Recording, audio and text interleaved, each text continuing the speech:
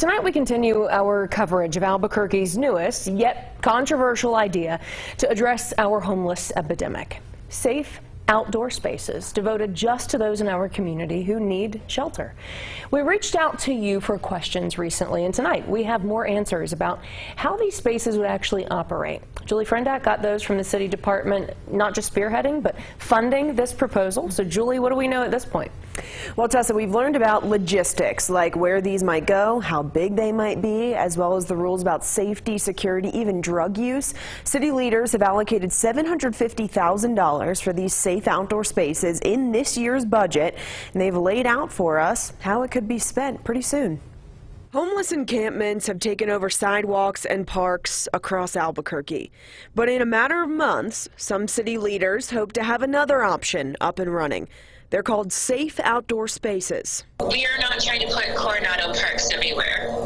A safe outdoor space is the opposite of what you see at Coronado and other unsanctioned encampments. A space ideally has 40 to 50 spots for tents. Usually the site will provide meals.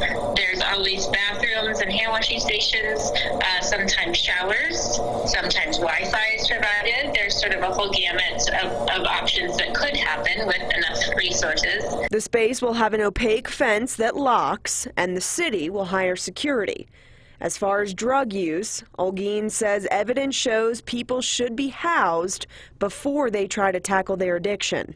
Just as in anybody's home, what they do in their tent is their business.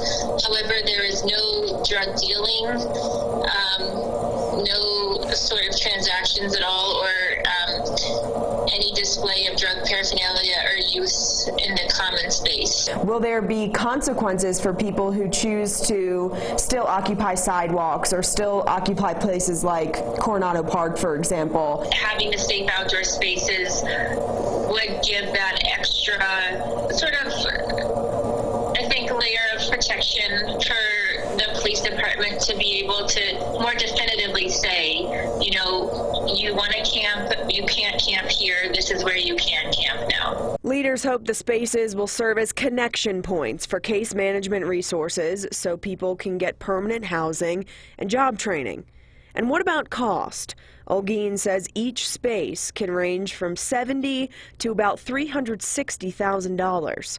For example, Camp Hope in Las Cruces operates on a $70,000 budget, but each space can be different. Pay for full-time security.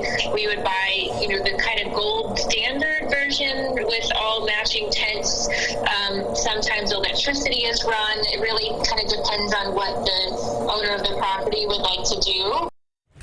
And for a bit more perspective on a project like this, Denver has 3 of these safe outdoor spaces.